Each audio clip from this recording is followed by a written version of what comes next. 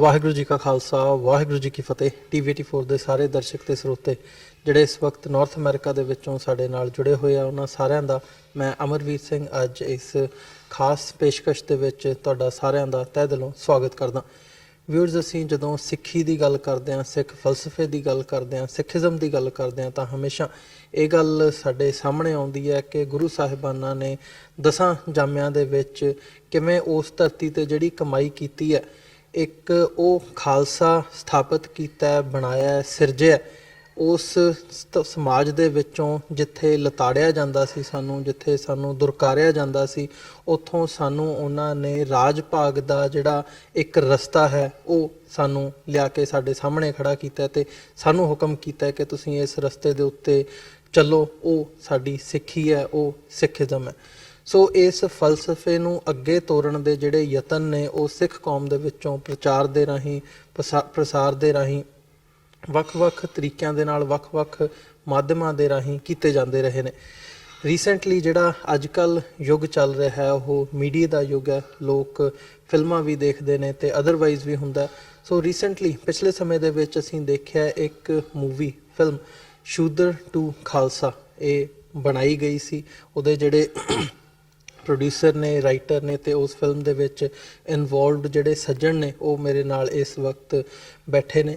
Doctor Harchand Singh ਇਸ movie ਦੇ ਸ਼ੂਦਰ to Khalsa ਦੇ ਜਿਹੜੇ ਨੇ ਉਹ ਪ੍ਰੋਡਿਊਸਰ ਨੇ, ਦਿਲਬਾਗ ਸਿੰਘ ਉਹਦੇ ਰਾਈਟਰ ਨੇ, ਅਤੇ ਮੇਰੇ ਸੱਜੇ ਹੱਥ ਜਿਹੜੇ ਬੈਠੇ ਆ ਸਰਦਾਰ ਇੰਦਰਜੀਤ ਸਿੰਘ ਬੱਲੋਵਾਲੀਆ, ਇਹ ਉਸ ਫਿਲਮ ਦੇ ਵਿੱਚ ਇਹਨਾਂ ਨੇ ਐਕਟ ਕੀਤਾ।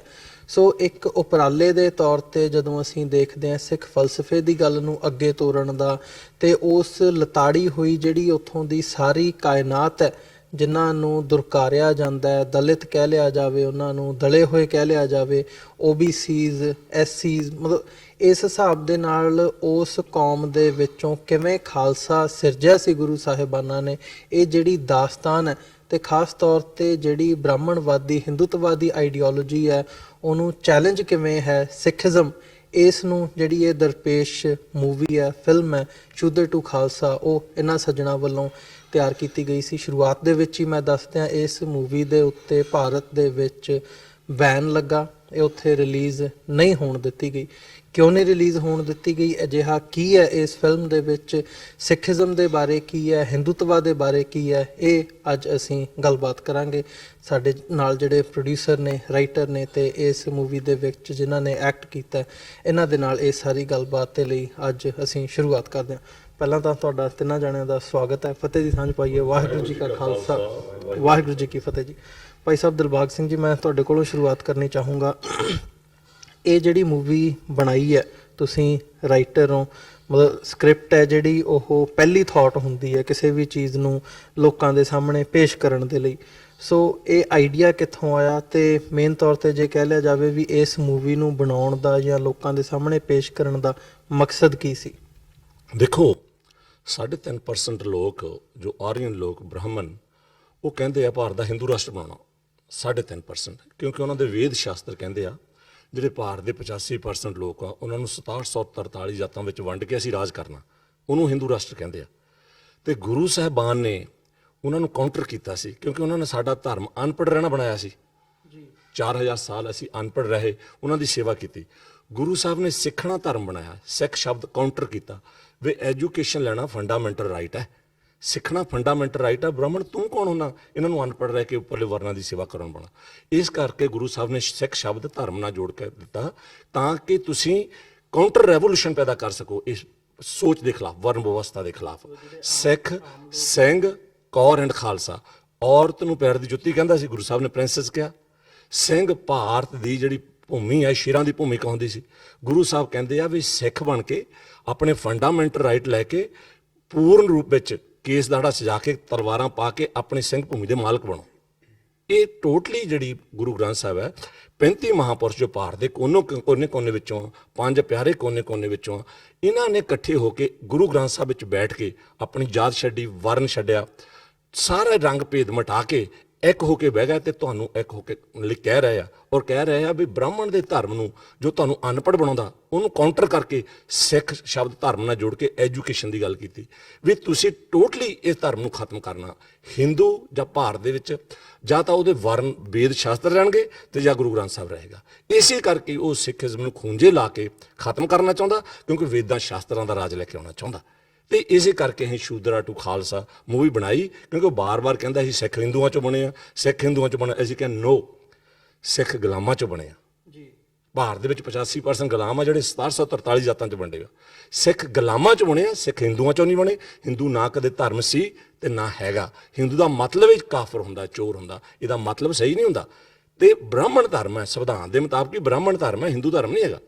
ਇਸ ਕਰਕੇ ਅਸੀਂ ਬ੍ਰਾਹਮਣ ਨੂੰ ਹਿੰਦੂ ਰਾਸ਼ਟਰ ਨੂੰ ਕਾਊਂਟਰ ਕਰਨ ਦੇ ਲਈ ਸ਼ੂਦਰਾ ਟੂ ਖਾਲਸਾ ਮੂਵੀ ਲੈ ਕੇ ਆਂਦੀ ਆ, ਤਾਂ ਕਿ ਸਿੱਖ ਵੀ ਇਹ ਸੋਚਣ ਕਿ ਗੁਰੂ ਗ੍ਰੰਥ ਸਾਹਿਬ ਜਿਹੜਾ ਭਾਰਤ ਦੇ 85% ਲੋਕਾਂ ਨੂੰ ਆਜ਼ਾਦ ਕਰਦਾ, ਤੇ ਭਾਰਤ ਦੇ 85% ਲੋਕ ਬੇਗਮਪੁਰਾ ਖਾਲਸਾ ਰਾਜ ਦੀ ਗੱਲ ਕਰਨ, ਖਾਲਿਸਤਾਨ ਦੀ ਗੱਲ ਕਰਨ, ਭਾਰਤ ਤੇ ਗੁਰੂ ਗ੍ਰੰਥ ਸਾਹਿਬ ਭਾਰਤ ਦਾ ਗ੍ਰੰਥ ਬਣਾਉਣ ਦੀ ਗੱਲ ਕਰਨ, ਜਿਹੜਾ ਬਰਾਬਰਤਾ ਦੀ ਗੱਲ ਕਰਦਾ, ਨਾ ਕਿ ਭਗਵਤ ਗੀਤਾ ਜਿਹੜੀ ਨਾ ਬਰਾਬਰਤਾ ਦੀ ਗੱਲ ਕਰਦੀ ਆ, ਜਿਹੜੀ ਸਾਨੂੰ ਜਾਤ ਪਾਤ 'ਚ ਬਣਦੀ ਆ, ਸਾਨੂੰ ਸ਼ੂਦਰ ਕਹਿੰਦੀ ਆ। ਉਹ ਗ੍ਰੰਥ ਭਾਰਤ ਦੇ ਗ੍ਰੰਥ ਨਹੀਂ ਹੋਣੇ ਚਾਹੀਦੇ। ਭਾਰਤ ਦਾ ਗ੍ਰੰਥ ਗੁਰੂ ਗ੍ਰੰਥ ਸਾਹਿਬ ਹੋਣਾ ਚਾਹੀਦਾ ਜਾਂ ਬਰਾਬਰਤਾ ਦੀ ਗੱਲ ਕਰਦਾ। ਇਸੇ ਕਰਕੇ ਇਹ ਮੂਵੀ ਅਸੀਂ ਲੈ ਕੇ ਆਂਦੀ ਆ, ਤਾਂ ਕਿ ਦੁਨੀਆ ਨੂੰ ਪਤਾ ਲੱਗ ਸਕੇ ਸਿੱਖੀਜ਼ਮ ਕੀ ਆ। ਸਿੱਖੀਜ਼ਮ ਕੀ ਹੈ। ਨਹੀਂ, ਇਹ ਗੱਲ ਤੁਹਾਡੀ ਦਰੁਸਤ ਹੈ। ਜਿਵੇਂ ਤੁਸੀਂ ਗੁਲਾਮੀ ਦੀ ਗੱਲ ਕੀਤੀ ਹੈ, ਜਿਹੜੇ ਆਮ ਲੋਕ ਸੀ ਉਹਨਾਂ ਨੂੰ ਐਜੂਕੇਸ਼ਨ ਦਾ ਰਾਈਟ ਨਹੀਂ ਸੀ, ਤੇ ਜੇ ਐਜੂਕੇਸ਼ਨ ਕਿਸੇ ਪਾਸਿਓਂ ਮਿਲ ਵੀ ਜਾਂਦੀ ਸੀ, ਸਿੱਕਾ ਪਿਘਲਾ ਕੇ ਉਹਨਾਂ ਦੇ ਕੰਨਾਂ ਦੇ ਵਿੱਚ ਪਾ ਦਿੱਤਾ ਜਾਂਦਾ ਸੀ। ਇਦਾਂ ਦੇ ਜਿਹੜੇ ਰੂਲਸ ਐਂਡ ਰੈਗੂਲੇਸ਼ਨਸ ਨੇ, ਕਾਨੂੰਨ ਨੇ, ਉਸ ਵਕਤ ਚੱਲਦੇ ਸੀ, ਬਣਾਏ ਜਾਂਦੇ ਸੀ। ਡਾਕਟਰ ਸਾਹਿਬ, ਮੈਂ ਤੁਹਾਡੇ ਵੱਲ ਆਵਾਂ। ਮੂਵੀ ਇਹ ਬਣੀ ਹੈ, ਕਿਸ ਥਾਟ ਦੇ ਨਾਲ ਬਣੀ ਹੈ? ਭਾਈ ਸਾਹਿਬ ਨੇ ਐਕਸਪਲੇਨ ਕੀਤਾ। ਇਹਦੇ ਤੇ ਬੈਨ ਲੱਗਿਆ, ਮਤਲਬ ਬੈਨ ਲੱਗਿਆ, ਤੁਸੀਂ ਮੂਵੀ ਬਣਾਈ ਹੈ, ਸੈਂਸਰ ਬੋਰਡ ਤੱਕ ਵੀ ਪਹੁੰਚ ਕੀਤੀ ਹੋਵੇਗੀ, ਲੋਕਾਂ ਤੱਕ ਵੀ ਕੀਤੀ ਹੈ, ਰਿਲੀਜ਼ ਕਰਨੀ ਹੈ। ਬੈਨ ਲੱਗਣ ਦਾ ਕੀ ਕਾਰਨ, ਤੁਹਾਨੂੰ ਕੀ ਦੱਸਿਆ ਗਿਆ?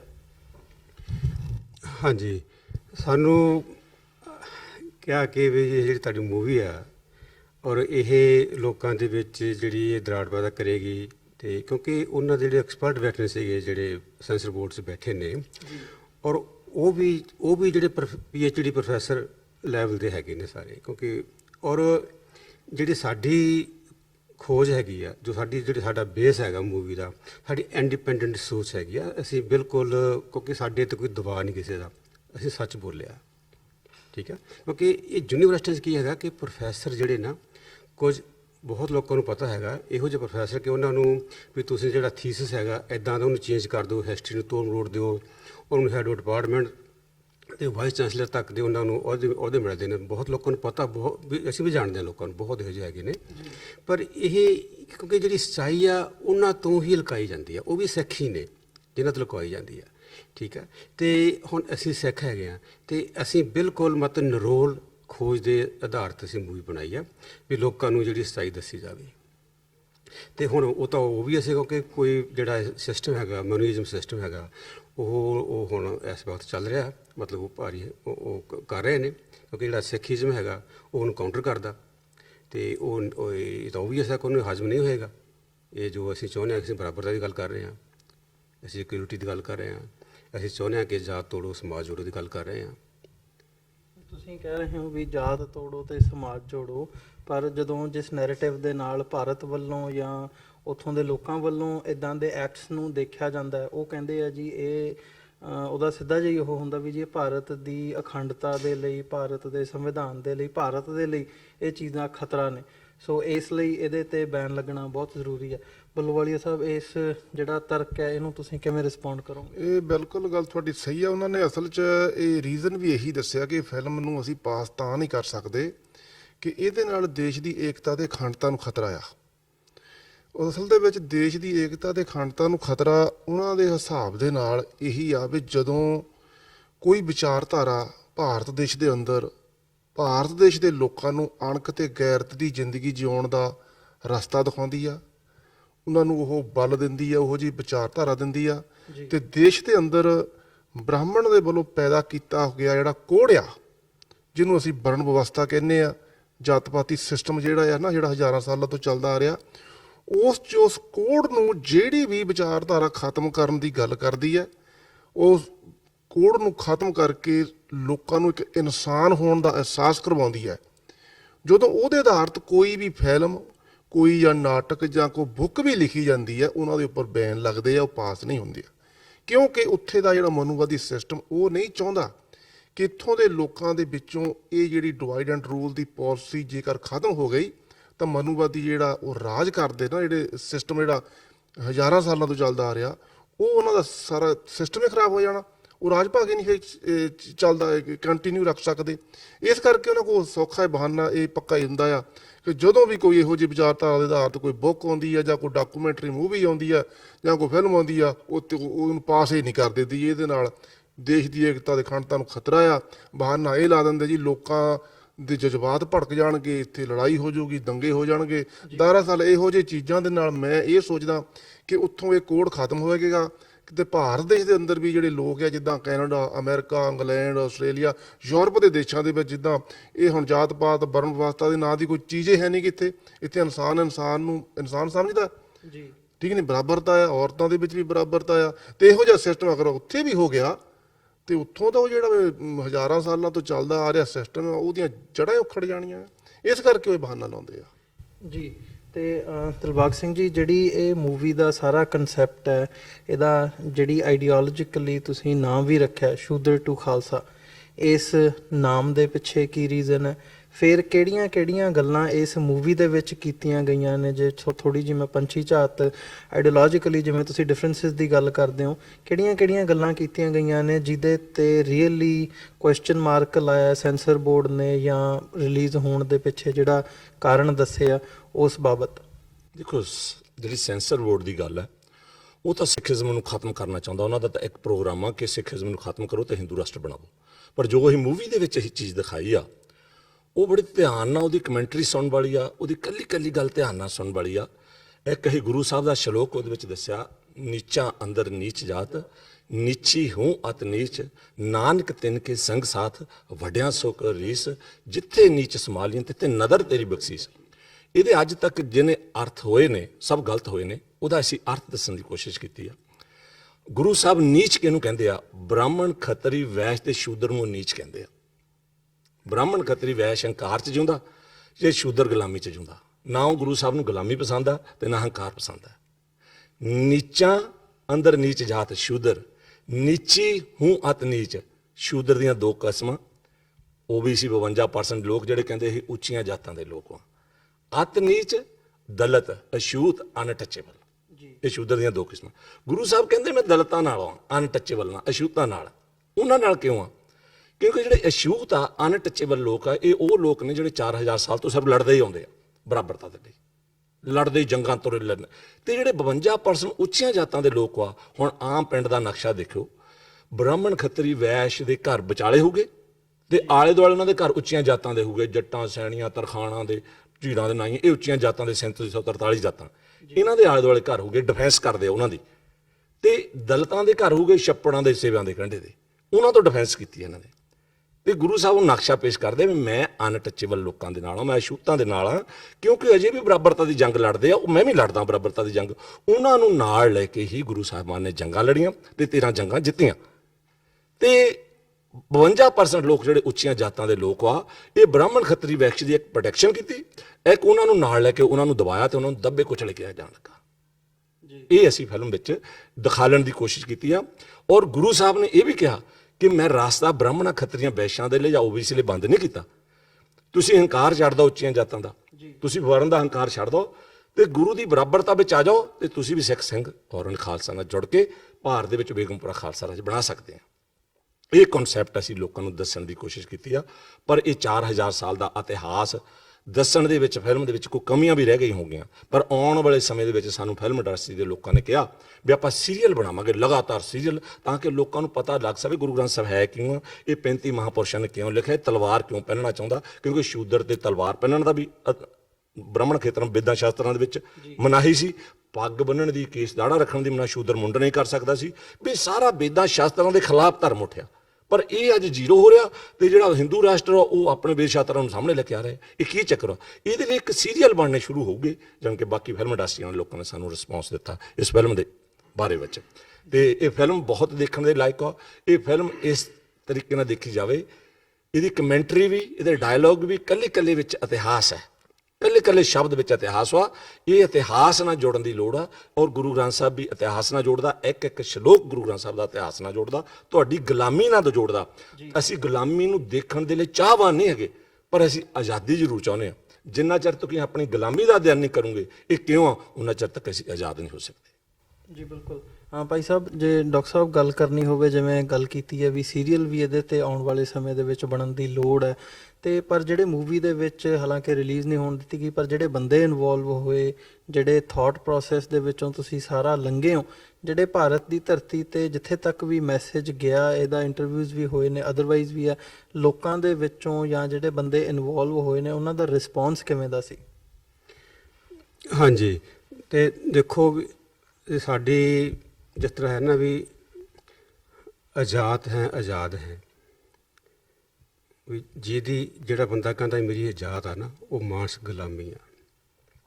ਠੀਕ ਆ, ਜੇ ਜਾਤ ਤੋਂ ਨਿਕਲ ਗਏ ਤੁਸੀਂ ਆਜ਼ਾਦ ਹੋ ਗਏ ਜੀ। ਇੱਕ ਲਫ਼ਜ਼, ਮਤਲਬ ਤੁਸੀਂ ਦੇਖੋ ਵੀ ਆਪਾਂ ਰੋਜ਼ ਪਾਠ ਕਰਦੇ ਹਾਂ, ਜਾਪ ਸਾਹਿਬ ਦੀ ਲਾਈਨ ਹੈਗੀ ਆ, ਇੱਕ ਲਾਈਨ 'ਚ ਇੱਕ ਲਾਈਨ, ਇੱਕ ਫਾਰਮੂਲਾ ਜਿਹੜੀ ਕਿ ਸਾਨੂੰ ਮਤਲਬ ਬਹੁਤ ਮਤਲਬ ਚੀਜ਼ਾਂ ਦੱਸਦੀ ਆ। ਇੱਕ 4 ਅੱਖਰ ਨੇ, ਆਜ਼ਾਦ ਹੈ। ਦੇਖੋ ਸਾਰਾ ਸੰਕਲਪ ਕਿੱਥੇ ਆ ਜਾਂਦਾ ਵੀ ਤੁਸੀਂ ਜਾਤ ਛੱਡ ਦਿਓ ਤੇ ਤੁਸੀਂ ਆਜ਼ਾਦ ਹੋ ਗਏ। ਜੇ ਤੁਸੀਂ ਜਾਤ ਰੱਖਣੀ ਆ, ਤੁਸੀਂ ਗੁਲਾਮ ਹੋ। ਮਾਨਸਿਕ ਤੁਹਾਡੀ ਮਾਨਸਿਕਤਾ ਦੱਸ ਰਹੀ ਹੈ। ਤੇ ਬਾਕੀ ਇਹ ਵੀ ਅਸੀਂ ਸਾਡਾ ਜਿਹੜਾ ਮੇਨ ਮਕਸਦ ਹੈਗਾ, ਅਸੀਂ ਇਹ ਜਿਹੜੀ ਮੂਵੀ ਹੈ ਨਾ, ਜਿਹੜਾ ਸਾਡਾ ਵੀ ਆਜ਼ਾਦੀ ਤੋਂ ਗੁਲਾਮੀ, ਜੀ ਠੀਕ ਆ, ਇੱਕ ਗੁਲਾਮੀ ਤੋਂ ਆਜ਼ਾਦੀ, ਸੌਰੀ ਗੁਲਾਮੀ ਤੋਂ ਆਜ਼ਾਦੀ। ਤੇ ਵੀ ਇੱਕ ਜਿਹੜੀ ਮਾਨਸਿਕਤਾ ਹੈਗੀ, ਜਿਹੜੀ ਜਾਤ ਤੋਂ ਵੀ ਅਸੀਂ ਨਿਕਲ ਕੇ ਆਜ਼ਾਦ ਤੋਂ ਆਜ਼ਾਦ ਬਣਨਾ ਹੈਗਾ। ਖਾਲਸਾ ਇੱਕ ਜਿਹੜਾ ਹੈਗਾ ਉਹ ਆਜ਼ਾਦੀ ਦਾ ਪ੍ਰਤੀਕ ਹੈਗਾ। ਇਹ ਅਸੀਂ ਜਿਹੜੀ ਮੂਵੀ ਹੈ ਨਾ, ਇਹ ਪ੍ਰੀ ਆਰੀਅਨ, ਜਦੋਂ ਸਾਡੇ ਕੋਲ ਜਾਤਾਂ ਪਾਤਾਂ ਨਹੀਂ ਸੀਗੀਆਂ ਇਹ ਕੰਟਰੀ ਵਿੱਚ, ਠੀਕ ਹੈ, ਇਹ ਜਾਤਾਂ ਪਾਤਾਂ ਜਦੋਂ ਆਰੀਅਨ ਆਉਣ ਤੋਂ ਬਾਅਦ ਉਹਨਾਂ ਨੇ ਜਿਹੜਾ ਲੋਕਾਂ ਨੂੰ ਕਮਜ਼ੋਰ ਕੀਤਾ, ਜਾਤਾਂ ਪਾਤਾਂ 'ਚ ਵੰਡ ਦਿੱਤਾ। ਤੇ ਇਹ ਅਸੀਂ ਤਕਰੀਬਨ ਬੰਦਾ ਸਿੰਘ ਬਹਾਦਰ ਤੱਕ ਜਿਹੜੀ ਮੂਵੀ ਹੈ ਨਾ, ਉਦੋਂ ਜਿਹੜੀ ਜਾਤ ਪਾਤ ਖਤਮ ਹੋ ਗਈ ਸੀਗੀ ਜੀ। ਹਾਂ, ਤੇ ਇਹ ਸਾਡਾ ਜਿਹੜਾ ਸੰਕਲਪ ਸੀਗਾ, ਇਹ ਉਹ ਪ੍ਰੀ ਆਰੀਅਨ ਤੋਂ ਉੱਥੇ ਤੱਕ ਸਾਡਾ ਇਹ ਜਿਹੜਾ ਪਹਿਲਾ ਐਪੀਸੋਡ ਜਿਹੜਾ ਨਾ, ਤੇ ਤਕਰੀਬਨ ਪੌਣੇ 2 ਘੰਟੇ ਦੀ ਮੂਵੀ ਹੈਗੀ ਆ, 2 ਘੰਟੇ ਦੀ, ਤੇ ਉਹਦੇ ਸਾਡਾ ਸੰਕਲਪ ਪੂਰਾ ਹੋ ਜਾਂਦਾ ਸੀਗਾ। ਤੇ ਇਹ ਇਨ ਫਿਊਚਰ ਆ। ਤੇ ਉਸ ਤੋਂ ਜਿਹੜਾ ਨੈਕਸਟ ਵੀ ਜਿਸ ਤਰ੍ਹਾਂ ਵੀ ਰਣਜੀਤ ਸਿੰਘ ਟਾਈਮ ਤੇ ਜਿਹੜਾ ਇਹ ਸੰਕਲਪ ਹੈਗਾ, ਜਾਤਾਂ ਪਾਤਾਂ ਸਤੀ ਪ੍ਰਥਾ ਦੁਬਾਰੇ ਫੇਰ ਸ਼ੁਰੂ ਹੋ ਗਈ ਆ। ਕਿੱਦਾਂ ਰੀਇਮਰਜ ਹੋ ਗਿਆ ਸਿਸਟਮ, ਇਹ ਕਿੱਦਾਂ ਘੁਸਪੈਠ ਹੋ ਗਈ। ਤੇ ਇਹ ਇੱਕ ਟੋਟਲੀ ਡਿਫਰੈਂਟ, ਮਤਲਬ ਇਹਦੀ ਹੀ ਸ਼ੂਦਰਾ ਤੋਂ ਜਿਹੜੀ ਖਾਲਸਾ ਦਾ ਜਿਹੜਾ ਹੈਗਾ ਨਾ, ਜਿਹੜਾ ਸੈਕੰਡ ਦਾ ਕਨਸੈਪਟ ਹੈਗਾ, ਇਹ ਸਾਡਾ ਆਲਰੇਡੀ ਅਸੀਂ ਇਸ ਖੋਜ ਕਰ ਰਹੇ ਹਾਂ ਅਸੀਂ। ਤੇ ਇਹ ਇੱਕ ਨੈਵਰ ਐਂਡਿੰਗ ਆ। ਇਹ ਮਤਲਬ ਅਸੀਂ ਪ੍ਰੈਜ਼ੈਂਟ ਤੱਕ ਲੈ ਕੇ ਆਉਣਾ, ਠੀਕ ਆ। ਤੇ ਇਸ ਤਰ੍ਹਾਂ ਇਹ ਨਹੀਂ ਹੈ ਕਿ ਵੀ ਲੋਕਾਂ ਨੇ ਵੀ ਜਿਹੜੀ ਅਸੀਂ ਦੇਖਣ ਨੂੰ, ਅਸੀਂ ਲੋਕਾਂ ਦੀ ਜਿਹੜੀ ਨਾ ਵੀ ਤੁਸੀਂ ਕਿੱਦਾਂ ਦੇਖ ਰਹੇ ਹੋ, ਤੁਹਾਡੀ ਵੀ ਤੁਸੀਂ ਖਾਲਸੇ ਹੋ ਜਾਂ ਤੁਸੀਂ ਕਿੱਦਾਂ ਤੁਸੀਂ ਹਿੰਦੂ ਲੱਗਦੇ ਹੋ, ਸਾਡਾ ਇਹਨਾਂ ਕੋਈ ਮਤਲਬ ਨਹੀਂਗਾ। ਸਾਡਾ ਮਤਲਬ ਆ ਕਿ ਤੁਹਾਡੀ ਮਾਨਸਿਕਤਾ ਕੀ ਆ, ਠੀਕ ਆ। ਤੇ ਹੁਣ ਜੇ ਤੁਸੀਂ ਪੂਰੇ ਰੂਪ 'ਚੋਂ, ਪਰ ਤੁਸੀਂ ਕੰਮ ਕਰ ਰਹੇ ਹੋ, ਬ੍ਰਾਹਮਣ ਲਈ ਕੰਮ ਕਰ ਰਹੇ ਹੋ, ਠੀਕ ਆ, ਤੁਸੀਂ ਕਰਪਟੋਂ ਵਿਕੀ ਹੋਏ ਹੋ, ਠੀਕ ਆ, ਤੁਹਾਡੀ ਮਾਨਸਿਕਤਾ ਬਰਾਬਰਤਾ ਨਹੀਂ ਹੈਗੀ, ਠੀਕ ਆ। ਹਾਂ, ਅਸੀਂ ਮਾਨਸਿਕਤਾ ਵਾਲਾਂ ਲੋਕਾਂ ਦੇ, ਅਸੀਂ ਦਿਖ ਵੱਲ ਨਹੀਂ ਹਾਂ। ਤੇ ਹੁਣ ਕੋਈ ਵੀ ਬਹੁਤ ਮੇਰੇ ਹਿੰਦੂ ਵੀਰ, ਮੇਰੇ ਕਾਫੀ ਮੇਰੇ ਫਰੈਂਡ ਹੈਗੇ ਨੇ, ਉਹਨਾਂ ਦੀ ਮਾਨਸਿਕਤਾ ਬਹੁਤ ਵਧੀਆ ਹੈਗੀ ਆ, ਉਹ ਆਪਣੇ ਸਿੱਖਾਂ ਤੋਂ ਵੀ ਚੰਗੀ ਆ ਉਹ, ਠੀਕ ਆ। ਉਹ ਬੇਸਿਕਲੀ ਉਹ ਸਿੱਖ ਨੇ। ਹੁਣ ਆਪਾਂ ਕੰਟਰੀ, ਆਪਾਂ ਗੋਰਿਆਂ 'ਚ ਰਹਿੰਦੇ ਆ, ਠੀਕ ਆ। ਮੈਂ ਤਾਂ ਕਹਿੰਦਾ ਗੋਰੇ ਬਹੁਤ ਵਧੀਆ ਸਿੱਖ ਨੇ, ਠੀਕ ਆ। ਹੁਣ ਇਹ ਇੱਕ ਬੇਗਮਪੁਰਾ ਖਾਲਸਾ ਰਾਜ 'ਚ ਆਪਾਂ ਰਹਿ ਰਹੇ ਹਾਂ, ਇੱਥੇ ਹਰ ਇੱਕ ਨੂੰ ਐਜੂਕੇਸ਼ਨ ਫ੍ਰੀ ਆ। ਹੁਣ ਇੰਡੀਆ ਤਾਂ ਜੇ ਜਿੰਨੇ ਤੁਸੀਂ ਅਮੀਰ ਹੋ, ਪੈਸੇ ਖਰਚੋ, ਆਪਦੀ ਪੜ੍ਹਾਈ ਲੈ ਲਓ, ਠੀਕ ਆ। ਮੈਨੇਜਮੈਂਟ ਕੋਟੇ ਕਿੰਨੇ ਖੁੱਲ੍ਹੇ ਹੋਏ ਨੇ, ਤੁਸੀਂ ਨਿਕੰਮੇ ਤੋਂ ਨਿਕੰਮੇ ਜਵਾਕਾਂ ਨੂੰ ਜੋ ਮਰਜ਼ੀ ਬਣਾਈ ਜਾਓ, ਹੈ, ਤੇ ਉਹ ਤੁਹਾਡਾ ਮਿਆਰ ਡਿੱਗਦਾ ਉਹਦੇ ਨਾਲ।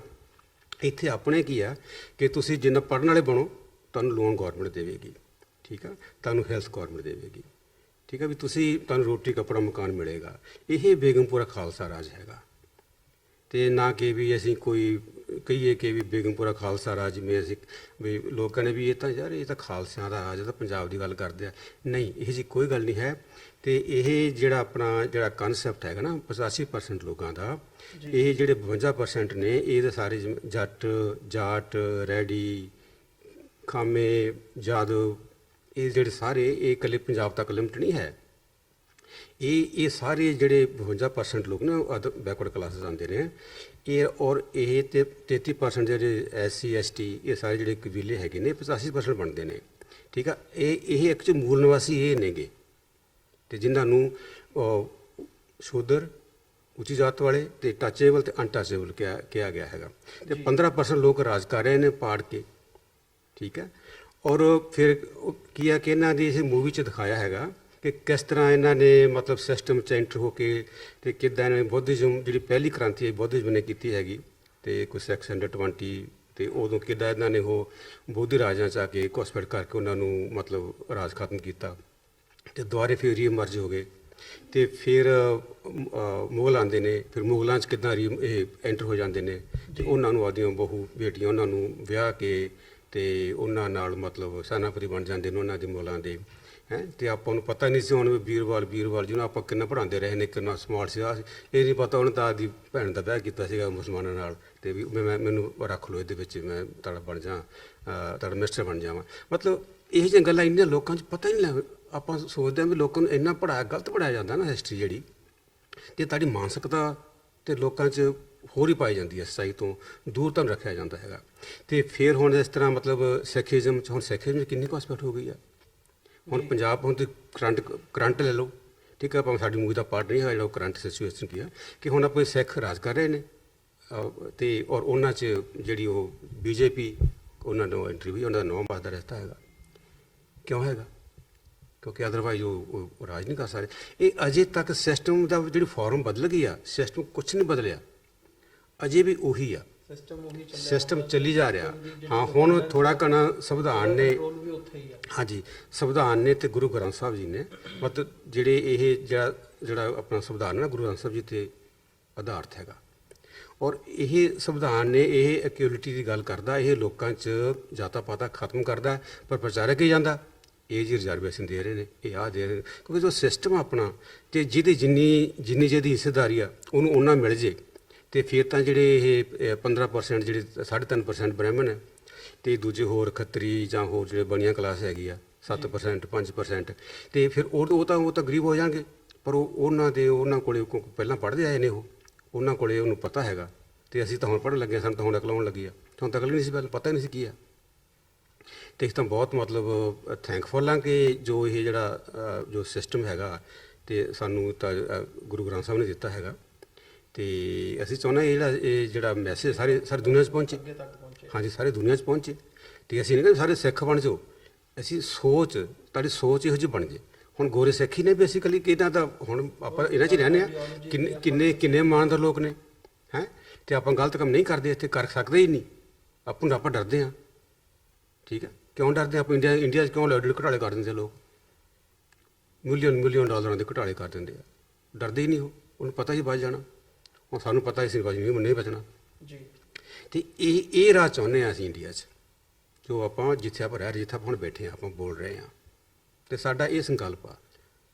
ਹਾਂ, ਅਸੀਂ ਇਕੱਲੇ ਪੰਜਾਬ ਤੱਕ ਲਿਮਟਡ ਨਹੀਂ ਹਾਂ, ਅਸੀਂ ਸਾਰੀ ਇੰਡੀਆ ਦੇ ਵਿੱਚ, ਤੇ ਰਾਜ ਕੋਈ ਵੀ ਕਰੇ ਠੀਕ ਆ, ਪਰ ਉਹਦੀ ਸੋਚ ਆ ਜਿਹੜੀ ਬਰਾਬਰ ਦੀ ਸੋਚ ਆ, ਅਸੀਂ ਉਹ ਚਾਹੁੰਦੇ ਹਾਂ, ਅਸੀਂ ਉਹ ਲਾਗੂ ਹੋਣੀ ਚਾਹੁੰਦੇ ਹਾਂ। ਜੀ ਬਿਲਕੁਲ। ਬੱਲੋਵਾਲੀਆ ਸਾਹਿਬ, ਜਿਵੇਂ ਭਾਈ ਸਾਹਿਬ ਨੇ, ਡਾਕਟਰ ਹਰਚੰਦ ਸਿੰਘ ਉਹਨਾਂ ਨੇ ਗੱਲ ਕੀਤੀ ਹੈ ਕਿ ਇਸ ਮੂਵੀ ਦੇ ਵਿੱਚ ਜਿਹੜੇ ਅੰਸ਼ ਦਿੱਤੇ ਗਏ ਨੇ, ਜਿਹਨੂੰ ਅੱਜ ਅਸੀਂ ਕਰੰਟ ਪੀਰੀਅਡ ਦੇ ਨਾਲ ਰਿਲੇਟ ਕਰੀਏ, ਗੱਲ ਹੋਈ ਹੈ ਵੀ ਅੱਜ ਵੀ ਸਿੱਖੀਜ਼ਮ ਦੇ ਉੱਤੇ ਕਿਵੇਂ ਹਮਲੇ ਹੋ ਰਹੇ ਨੇ, ਉਹ CBSE ਹੋਵੇ, NCERT ਦੀਆਂ ਜਿਹੜੀਆਂ ਕਿਤਾਬਾਂ ਨੇ ਉਹਦੇ 'ਚੋਂ ਸਿੱਖ ਚੈਪਟਰਸ ਕੱਢੇ ਜਾਂਦੇ ਨੇ, ਬੋਲੀ ਦੇ ਉੱਤੇ ਹਮਲਾ ਹੋ ਰਿਹਾ। ਰੀਸੈਂਟ ਹਜੇ ਪਿਛਲੇ ਹਫਤੇ ਦੀ ਗੱਲ ਹੈ, ਅਸੀਂ ਦੇਖਿਆ ਕਿ ਦਰਬਾਰ ਸਾਹਿਬ ਨੂੰ ਸਵਰਨ ਮੰਦਿਰ ਕਰਕੇ ਲਿਖਿਆ ਗਿਆ। ਸੋ ਇਹ ਜਿਹੜੀਆਂ ਗੱਲਾਂ ਅੱਜ ਦੀ ਡੇਟ ਦੇ ਵਿੱਚ ਵੀ ਹੋ ਰਹੀਆਂ ਨੇ, ਕੀ ਜਿਹੜੀ ਮੂਵੀ ਹੈ ਉਹਦੇ ਵਿੱਚ ਜਿਹੜਾ ਮੈਸੇਜ ਹੈ ਉਹ ਇਹਨਾਂ ਗੱਲਾਂ 'ਤੇ ਚੋਟ ਕਰਦਾ, ਤੇ ਲੋਕ ਜਿਹੜੇ ਨੇ ਕੀ ਇਸ ਮੂਵੀ ਦੇ ਵਿੱਚੋਂ ਇਹ ਮੈਸੇਜ ਮਤਲਬ ਨਿਕਲਦਾ ਕਿ ਜੀ ਇਹ ਸਾਡੇ ਨਾਲ ਗਲਤ ਹੋ ਰਿਹਾ ਤੇ ਸਾਨੂੰ ਇਸ ਦੇ ਖਿਲਾਫ ਆਵਾਜ਼ ਬੁਲੰਦ ਕਰਨ ਦੀ ਲੋੜ ਹੈ? ਬਿਲਕੁਲ ਜੀ, ਇਹਦੇ ਵਿੱਚ ਜਿਹੜਾ ਆਇਨਾ ਪੂਰਾ ਕਲੀਅਰ ਆ, ਫਿਲਮ ਦਾ ਵਿਜ਼ਨ ਪੂਰਾ ਕਲੀਅਰ ਆ, ਕਿਉਂਕਿ ਇਹਦੇ ਵਿੱਚ ਜਿਹੜੀ ਅਸੀਂ ਚੀਜ਼ ਦਿਖਾਈ ਆ ਕਿ ਮਨੂਵਾਦੀ ਲੋਕਾਂ ਨੇ ਬੁੱਧ ਧਰਮ ਨੂੰ ਕਿਸ ਤਰੀਕੇ ਨਾਲ ਖਤਮ ਕੀਤਾ, ਨਕਲੀ ਬੋਧੀ ਬਣੇ, ਉੱਚ ਘੁਸਪੈਠ ਕੀਤੀ, ਉਹਦੇ ਗ੍ਰੰਥ ਬਦਲੇ, ਉਹਦਾ ਲਿਟਰੇਚਰ ਬਦਲਤਾ, ਉਹਦੀ ਬੋਲੀ ਵੀ ਪਾਲੀ ਬੋਲੀ ਭਾਸ਼ਾ ਦਾ ਵੀ ਸਤਿਆਨਾਸ਼ ਉਹਨਾਂ ਨੇ ਕਰ ਦਿੱਤਾ, ਤੇ ਫਿਰ ਜਦੋਂ ਉਹਨਾਂ ਨੂੰ ਖਤਮ ਕੀਤਾ, ਉਹਨਾਂ ਨੂੰ ਮਾਰਿਆ ਬੋਧੀਆਂ ਨੂੰ, ਇਹ ਨਹੀਂ ਸੀ ਪਤਾ ਲੱਗਦਾ ਵੀ ਅਸਲੀ ਬੋਧੀ ਕਿਹੜਾ ਆ, ਕਿਉਂਕਿ ਮਾਰਨ ਵਾਲਾ ਵੀ ਉਦਾਂ ਦਾ ਹੀ ਸੀਗਾ, ਮਰਨ ਵਾਲਾ ਵੀ ਉਦਾਂ ਦਾ ਹੀ ਸੀਗਾ। ਠੀਕ ਨੇ, ਹੂ ਜਿਹੜੀ ਚੀਜ਼ ਆ ਉਹੀ ਅੱਜ ਸਿੱਖ ਧਰਮ ਦੇ ਨਾਲ ਹੋ ਰਹੀ ਆ।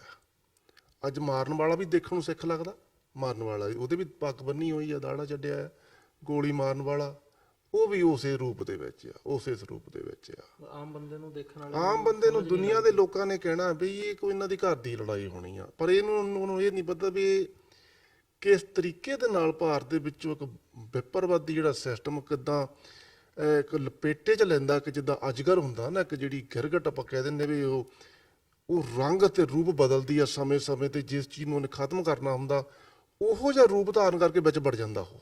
ਜੇ ਹਰੇ ਰੰਗ ਦਾ ਘਾਹ ਹਰਾ ਰੂਪ ਧਾਰਨ ਕਰ ਲੈਣਾ ਉਹਨੇ ਕਿ ਕਿਸੇ ਨੂੰ ਪਤਾ ਹੀ ਨਹੀਂ ਲੱਗਣਾ, ਸਿਰਫ ਉਦੋਂ ਹੀ ਪਤਾ ਲੱਗਣਾ ਵੀ ਜਦੋਂ ਉਹਨੂੰ ਚਿੱਤ ਕਰ ਦਿੱਤਾ, ਡੰਗ ਮਾਰ ਕੇ ਖਤਮ ਕਰ ਦਿੱਤਾ।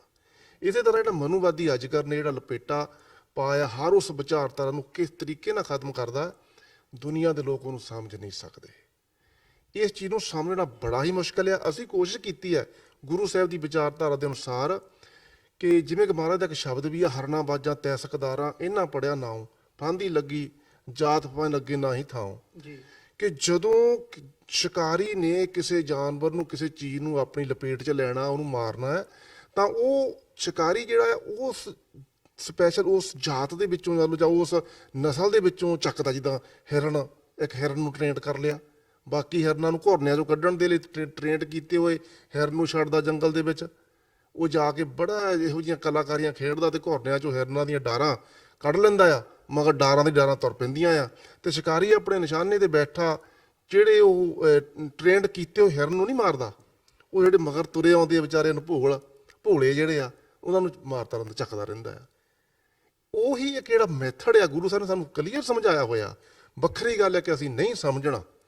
ਅੱਜ ਤਾਂ ਬਿਲਕੁਲ ਹੀ ਪਰਦਾ ਫਾਸ਼ ਹੋ ਚੁੱਕਿਆ ਕਿ ਸਿੱਖ ਧਰਮ ਨੂੰ ਖੋਰਾ ਲਾਉਣ ਦੇ ਲਈ ਬਾਹਰੀ ਲੋਕਾਂ ਦਾ ਤਾਂ ਚਲੋ ਗੱਲ ਛੱਡੋ, ਜਿਹੜੇ ਵਿੱਚੋਂ ਪੈਦਾ ਕਰਕੇ ਗਦਾਰ ਜਿਨ੍ਹਾਂ ਨੇ ਸਭ ਕੁਛ ਛੱਡਿਆ ਹੀ ਕੱਖ ਨਹੀਂ, ਹੁਣ ਤਾਂ ਕੋਈ ਰਹੀ ਨਹੀਂ ਕਦਰ ਜੀ। ਉਹ ਚੀਜ਼ ਅਸੀਂ ਦਿਖਾਉਣ ਦੀ ਕੋਸ਼ਿਸ਼ ਕੀਤੀ ਆ ਵੀ ਸਮਾਂ ਆ, ਮੌਕਾ ਆ, ਸਾਵਧਾਨ ਹੋ ਜਾਵੋ, ਨਹੀਂ ਤਾਂ ਬੁੱਧ ਧਰਮ ਵਾਂਗੂ ਨਾ ਭਾਸ਼ਾ, ਨਾ ਬੋਲੀ ਬਚਣੀ, ਨਾ ਗ੍ਰੰਥ ਬਚਣੇ ਆ, ਨਾ ਤੁਹਾਡੀ ਵਿਚਾਰਧਾਰਾ ਬਚਣੀ ਆ, ਤੇ ਸਰੂਪ ਵੀ ਨਹੀਂ ਛੱਡਣਾ ਉਹਨੇ। ਕਿਉਂਕਿ ਅੱਜ ਦੇਖੋ ਖਤਰਨਾਕ ਦੁਸ਼ਮਣ ਇਹ ਹੁੰਦਾ ਜਿਹੜਾ ਕਿ ਇਹਦਾ ਇਤਿਹਾਸ ਬਦਲ ਦੇਵੇ।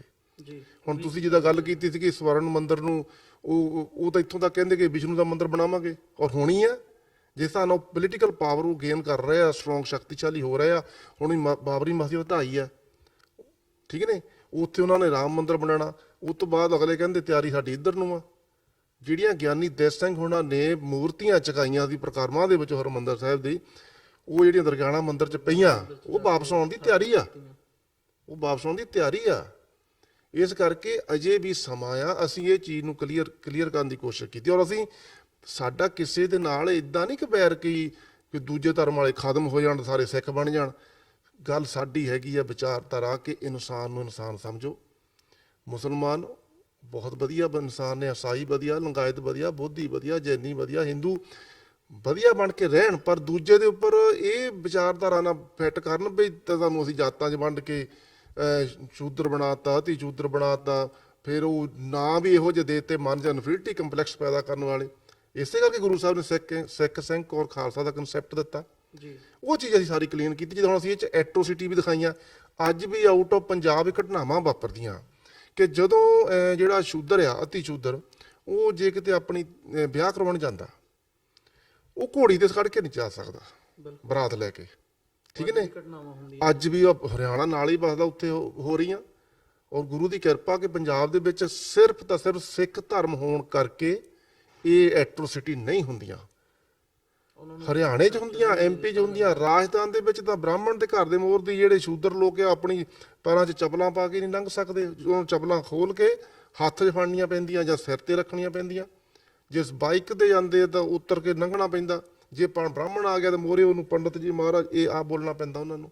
ਜੇ ਨਹੀਂ ਬੋਲਦੇ ਅਗਲੇ ਕੁੱਟਦੇ ਆ, ਮਾਰਦੇ ਆ। ਉਹ ਚੀਜ਼ ਅਸੀਂ ਦਿਖਾਈ ਆ ਕਿ ਜਦੋਂ ਕੋਈ ਸ਼ੂਦਰ ਜਿਹੜੀ ਬਰਾਬਰਤਾ ਦੀ ਹਾਂ, ਉਹ ਬਰਾਬਰਤਾ ਚਾਹੀਦੀ, ਬਿਲਕੁਲ। ਇਹ ਕਿਉਂਕਿ ਫੰਡਾਮੈਂਟਲ ਰਾਈਟਸ ਆ ਫਲਸਫਾ ਜਿਹੜਾ ਹੈ ਉਹ ਸਿੱਖੀਜ਼ਮ ਦੇ ਜੀ, ਵਿੱਚੋਂ ਨਿਕਲਦਾ। ਵਿਚਾਰਧਾਰਾ ਜਿਹੜੀ ਫੰਡਾਮੈਂਟਲ ਇਨਸਾਨ ਦੇ ਫੰਡਾਮੈਂਟਲ ਰਾਈਟ ਨੇ, ਜੀ ਉਹ ਆਪਣੇ ਖੁਸ਼ੀ ਦੇ ਸਮੇਂ ਕੋਈ ਰਣਜੀਤ ਨਗਾਵੇ ਵਜਾਵੇ, ਉਹ ਖੁਸ਼ੀਆਂ ਮਨਾਵੇ, ਮਿਊਜ਼ਿਕ ਵਜਾਵੇ। ਇਹ ਕੌਣ ਹੁੰਦੇ ਨੇ ਪਾਬੰਦੀ ਲਗਾਉਣ ਵਾਲੇ? ਹੁਣ ਜੇ ਸ਼ੂਦਰ ਲੋਕ ਵਿਚਾਰਾ ਕੋਈ ਜਾਂਦਾ ਵਿਆਹ ਕਰਾਉਣ, ਉਹ ਜਦੋਂ ਵਿਆਹ ਕਰਾ ਕੇ ਆਉਂਦਾ ਤੇ ਉਹਦੀ ਜਿਹੜੀ ਦੁਲਹਨ ਆ ਉਹਨੂੰ ਕਹਿੰਦੇ ਡੋਲੀ ਪ੍ਰਥਾ, ਵੀ ਉਹ ਜਿਹੜੀ ਦੁਲਹਨ ਹੈ ਪਹਿਲੀ ਰਾਤ ਜਿਹੜੀ ਆ ਪੁਜਾਰੀ ਦੇ ਘਰ ਗੁਜ਼ਾਰੂਗੀ, ਠਾਕਰ ਦੇ ਘਰ ਗੁਜ਼ਾਰੂਗੀ। ਉਹ ਅਸੀਂ ਫਿਲਮ ਦੇ ਵਿੱਚ ਦਿਖਾਈ ਆ ਕਿ ਬੰਦਾ ਵਿਆਹ ਕਰਵਾ ਕੇ ਆਉਂਦਾ ਤੇ ਉਹਨੂੰ ਉਹ ਠਾਕਰ ਦੇ ਜਿਹੜੇ ਠਾ ਗਿਆ ਲੁਟੇਰੇ ਘੇਰ ਲੈਂਦੇ ਆ ਤੇ ਉਹ ਜਿਹੜੀ ਲੜਕੀ ਆ ਦੁਲਹਨ ਉਹਨੂੰ ਲੈ ਜਾਂਦੇ ਆ ਉਹਦੇ ਕੋਲ। ਉਹ ਕਹਿੰਦਾ ਕੱਲ੍ਹ ਨੂੰ ਤੈਨੂੰ ਦੇ ਦੂੰਗਾ ਬੈਕ ਮੈਂ, ਵੀ ਪਹਿਲਾਂ ਮੇਰਾ ਹੱਕ ਹੈ ਇਹਦੇ ਉੱਪਰ। ਇਹ ਡੋਲੀ ਪ੍ਰਥਾ ਦੇ ਉੱਪਰ ਅਸੀਂ ਚੋਟ ਮਾਰੀਏ ਤੇ ਖਾਲਸੇ ਦਾ ਉੱਤੇ ਕੀ ਰੋਲ ਹੈ? ਖਾਲਸਾ ਉਹਨੂੰ ਛਡਾਉਂਦਾ, ਆਪਣੀ ਭੈਣ ਨੂੰ ਉਹਨੂੰ ਭੈਣ ਬਣਾ ਕੇ ਛਡਾਉਂਦਾ ਆ, ਉਸ ਜ਼ਾਲਮ ਦਾ ਖਾਤਮਾ ਕਰਦਾ ਆ। ਔਰ ਉਹ ਜਿਹੜੇ ਸ਼ੂਦਰ ਲੋਕ ਜਦੋਂ ਵੇਖਦੇ ਆ ਵੀ ਯਾਰ ਬੜਾ ਇੰਪ੍ਰੈਸ ਹੁੰਦੇ ਆ ਬਈ ਮਤਲਬ ਅਸਲੀ ਇਨਸਾਨ ਤਾਂ ਇਹ ਆ, ਅਸਲੀ ਧਰਮ ਤਾਂ ਇਹ ਨਿਭਾ ਰਹੇ ਆ। ਉਹ ਇੰਪ੍ਰੈਸ ਹੋ ਕੇ ਫਿਰ ਉਹ ਕਹਿੰਦੇ ਆ ਵੀ ਖਾਲਸਾ ਜੀ ਅਸੀਂ ਵੀ ਖਾਲਸੇ ਬਣਨਾ, ਅਸੀਂ ਵੀ ਸਿੱਖ ਬਣਨਾ, ਜੀ ਅਸੀਂ ਵੀ ਆ ਗੁਰੂ ਗੋਬਿੰਦ ਸਿੰਘ ਜੀ ਦੀ ਦਿੱਤੀ ਹੋਈ ਜਿਹੜੀ ਕਿਰਪਾਨ ਆ ਅਸੀਂ ਵੀ ਹੁਣ ਗੱਤਰੇ 'ਚ ਪਾ ਕੇ ਰੱਖਾਂਗੇ। ਅਸੀਂ ਇਹੋ ਜਿਹੀ ਐਟਰੋਸਿਟੀ ਜਿਹੜੀਆਂ ਦਿਖਾਈਆਂ ਤਾਂ ਕਿ ਲੋਕਾਂ ਨੂੰ ਜਿਹੜੇ ਅੱਜ ਵੀ ਜਿਨ੍ਹਾਂ ਦੇ ਨਾਲ ਪਸ਼ੂਆਂ ਭੇਡਾਂ ਬੱਕਰੀਆਂ ਵਾਲਾ ਵਿਹਾਰ ਕੀਤਾ ਜਾਂਦਾ ਮਨੁਵਾਦੀ ਸਿਸਟਮ ਦੇ ਹੇਠਾਂ, ਉਹਨਾਂ ਨੂੰ ਅਸੀਂ ਚੀਜ਼ ਦਿਖਾਉਣ ਦੀ ਕੋਸ਼ਿਸ਼ ਕੀਤੀ ਕਿ ਗੁਰੂ ਗ੍ਰੰਥ ਸਾਹਿਬ ਜੀ ਦੀ ਵਿਚਾਰਧਾਰਾ ਬਰਾਬਰਤਾ ਦੇ ਆਧਾਰ ਤੇ ਆ। ਸਭੇ ਸਾਂਝੀ ਵਾਰਸ ਦਾਇਨ ਤੂੰ ਕਿਸੇ ਨਾ ਦਿਸੇ ਬਾਹਰ ਆ ਜੀ। ਇੱਕ ਇਨਸਾਨ ਕਿਵੇਂ ਬਣ ਕੇ ਜਿਉਣਾ, ਅਣਖ ਤੇ ਗੈਰਤ ਦੀ ਜ਼ਿੰਦਗੀ ਕਿਵੇਂ ਜਿਉਣੀ ਆ, ਉਹ ਚੀਜ਼ ਅਸੀਂ ਕਲੀਅਰ ਕੀਤੀ। ਨਾਲ ਅਸੀਂ ਵਾਰਨਿੰਗ ਇਹ ਕੀਤੀ ਪੂਰੀ ਫਿਲਮ ਦੇ ਵਿੱਚ ਕਿ ਸਾਵਧਾਨ ਹੋ ਜਾਓ ਸਿੱਖੋ, ਗਦਾਰ ਵਿੱਚ ਹੀ ਪੈਦਾ ਹੋ ਚੁੱਕੇ ਨੇ ਸਿੱਖ ਧਰਮ ਦੇ, ਉਹੀ ਸਤਿਆਨਾਸ਼ ਕਰ ਰਹੇ ਨੇ, ਠੀਕ ਨਹੀਂ? ਤੇ ਕਿਤੇ ਸਾਡਾ ਹਾਲ ਵੀ ਬੁੱਧ ਧਰਮ ਵਾਲਾ ਨਾ ਹੋ ਜਾਵੇ, ਅਜੇ ਵੀ ਮੌਕਾ ਆ, ਸਾਵਧਾਨ ਹੋ ਜੀ। ਜੀ ਬਿਲਕੁਲ। ਦਿਲਬਾਗ ਸਿੰਘ ਜੀ, ਇੱਕ ਜਾਂਦੇ ਜਾਂਦੇ ਅਖੀਰਲਾ ਸਵਾਲ, ਜਿਵੇਂ ਇਹ ਸਾਰੇ ਅਸੀਂ ਇੱਕ ਕਨਸੈਪਟ ਦੀ ਗੱਲ ਕੀਤੀ ਹੈ, ਆਈਡੀਓਲੋਜੀ ਦੀ ਗੱਲ ਕੀਤੀ ਹੈ, ਇਹਦੇ ਵਿੱਚ ਇੱਕ ਸਮਾਜ ਦਾ ਸਮਾਜਿਕ ਸੁਧਾਰ ਦੀ ਗੱਲ ਸਾਡੇ ਸਾਹਮਣੇ ਹੈ। ਕੀ ਇਹਦੇ ਨਾਲ ਰਾਜਨੀਤਿਕ ਫਰੰਟ ਵੀ ਐਡ ਕੀਤਾ ਗਿਆ ਸਮਾਜਿਕ ਪਾਰਟ ਦੇ ਨਾਲ?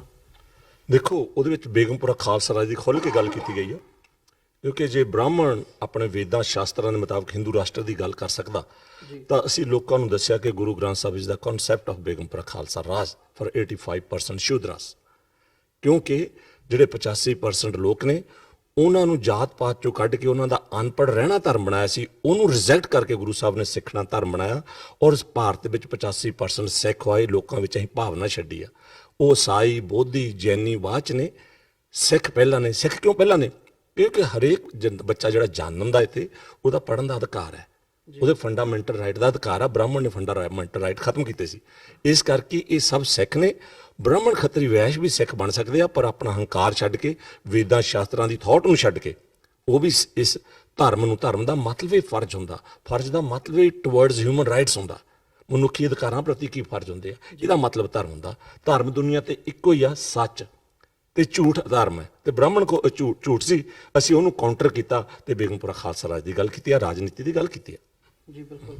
ਸੋ ਜਿਹੜੇ ਸਾਡੇ ਦਰਸ਼ਕ ਇਸ ਵਕਤ ਸਾਡੇ ਨਾਲ ਜੁੜੇ ਹੋਏ ਨੇ, ਮੈਂ ਉਮੀਦ ਕਰਦਾ ਕਿ ਜਿਹੜਾ ਇਹ ਮੈਸੇਜ ਆ ਮੂਵੀ ਦਾ, ਜ਼ਰੂਰ ਇਹ ਇੱਕ ਅਪੀਲਿੰਗ ਮੈਸੇਜ ਆ, ਲੁਕਾਈ ਦਾ ਮੈਸੇਜ ਹੈ, ਇਕੱਠੇ ਕਰਨ ਦਾ ਮੈਸੇਜ ਹੈ ਕਿ ਕਿਵੇਂ ਜਿਹੜੀ ਏਕਤਾ ਤੇ ਅਖੰਡਤਾ ਹੈ ਉਹਨੂੰ ਚੋਟ ਮਾਰਨ ਦੀ ਗੱਲ ਨਹੀਂ ਹੈ, ਇਹ ਲੋਕਾਂ ਨੂੰ ਇਕੱਠੇ ਕਰਨ ਦੀ ਗੱਲ ਹੈ। ਤੇ ਸੱਚ, ਹੱਕ, ਇਨਸਾਫ ਦਾ ਜਿਹੜਾ ਸਿੱਖੀਜ਼ਮ ਦਾ ਫਲਸਫਾ ਹੈ, ਰਸਤਾ ਜਿਹੜਾ ਗੁਰੂ ਸਾਹਿਬਾਨਾਂ ਨੇ ਸਾਡੇ ਸਾਹਮਣੇ ਰੱਖਿਆ, ਉਹਦੀ ਇੰਪਲੀਮੈਂਟੇਸ਼ਨ ਵੱਲ ਇੱਕ ਕਦਮ ਹੈ, ਜਾਂ ਲੋਕਾਂ ਨੂੰ ਉਸ ਵੱਲ ਪ੍ਰੇਰਿਤ ਕਰਨ ਦੀ ਗੱਲ ਹੈ। ਸੋ ਇਹਨਾਂ ਹੀ ਸ਼ਬਦਾਂ ਦੇ ਨਾਲ ਮੈਂ ਉਮੀਦ ਕਰਦਾ ਕਿ ਅੱਜ ਦਾ ਜਿਹੜਾ ਇਹ ਖਾਸ ਪੇਸ਼ਕਸ਼ ਸੀ ਤੁਹਾਨੂੰ ਜ਼ਰੂਰ ਪਸੰਦ ਆਈ ਹੋਵੇਗੀ, ਤੇ ਆਉਣ ਵਾਲੇ ਸਮੇਂ ਦੇ ਵਿੱਚ ਕੋਸ਼ਿਸ਼ ਵੀ ਕਰਾਂਗੇ ਜੇ ਇਹ ਮੂਵੀ ਇੱਥੇ ਘੱਟੋ ਘੱਟ ਬਾਹਰਲੇ ਮੁਲਕਾਂ ਦੇ ਵਿੱਚ ਰਿਲੀਜ਼ ਕਰਨ ਦੀ ਗੱਲ ਆਉਂਦੀ ਹੈ ਤੇ ਇਹ ਮੈਸੇਜ ਜਿਹੜਾ ਹੈ ਅਸੀਂ ਇਹ ਜਿਹੜੇ ਸਾਡੇ ਮੇਰੇ ਸੱਜੇ ਖੱਬੇ ਬੈਠੇ ਨੇ ਵੀਰ, ਸਾਡੇ ਸੱਜਣ ਜਿਨ੍ਹਾਂ ਨੇ ਇਹ ਉਪਰਾਲਾ ਕੀਤਾ, ਇਹਨਾਂ ਦਾ ਵੀ ਹੌਸਲਾ ਵਧਾਇਆ ਜਾਵੇਗਾ। ਸੋ ਇਹਨਾਂ ਹੀ ਸ਼ਬਦਾਂ ਦੇ ਨਾਲ ਤੁਹਾਡਾ ਤਿੰਨਾਂ ਜਣਿਆਂ ਦਾ ਬਹੁਤ ਬਹੁਤ ਧੰਨਵਾਦ। ਫਤਿਹ ਦੀ ਸਾਂਝ ਪਾਈ ਅੰਤ ਦੇ ਵਿੱਚ। ਵਾਹਿਗੁਰੂ ਜੀ ਕਾ ਖਾਲਸਾ, ਵਾਹਿਗੁਰੂ ਜੀ ਕੀ ਫਤਿਹ ਜੀ।